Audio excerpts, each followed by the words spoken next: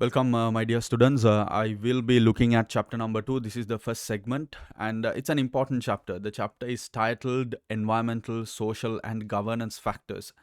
And it used to be just environmental analysis, but now, given the dynamics changing around your business analysis, that is, as far as APM is concerned, the requirement is more wider, especially with ESG coming into the syllabus. So let's take a look at the context of the chapter. It's important, and what one of the most important aspects is that in the rational planning model, the second step is environmental analysis. Right? It's internal, external.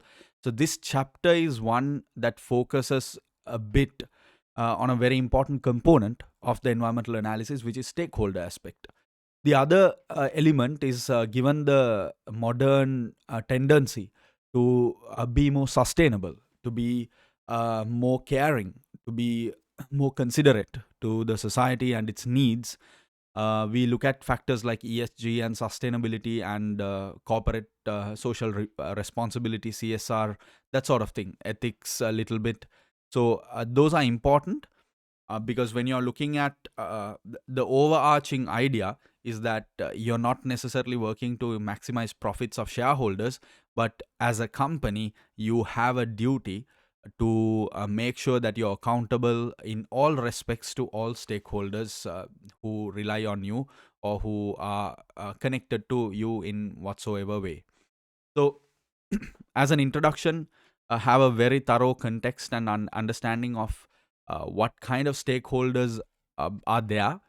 Any company, if you look at what you're seeing here on the screen, that's the general snapshot of different groups of stakeholders. But anyone to do anything with the company is a stakeholder.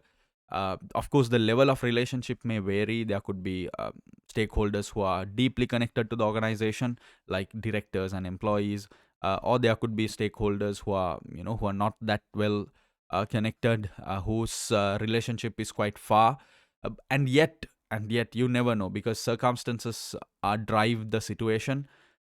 Circumstances drive this connection, this relationship, and there could be one small thing that happens that suddenly turns the tables and makes someone completely unrelated. The next moment, they are highly related. So you have to understand that situation when it comes to stakeholder analysis. Don't have this. Don't try to stereotype stakeholders and think, okay, shareholders, this is how we look at them. Customers, this is how we look at them. Of course, you can have a general concept, but with every scenario, with every case, and even within stakeholders, there can be multiple groups. There can be different groups like shareholders. There can be different types of shareholders with different risk appetites, different objectives, different motivations.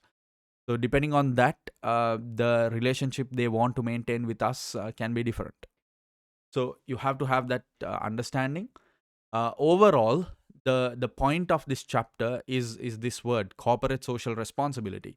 They say that it refers to the idea that a company should be sensitive to the needs of all stakeholders in its business operations and not just shareholders. So that's the concept. That's why this chapter has become so expansive. There are many things that were not there in the previous syllabus.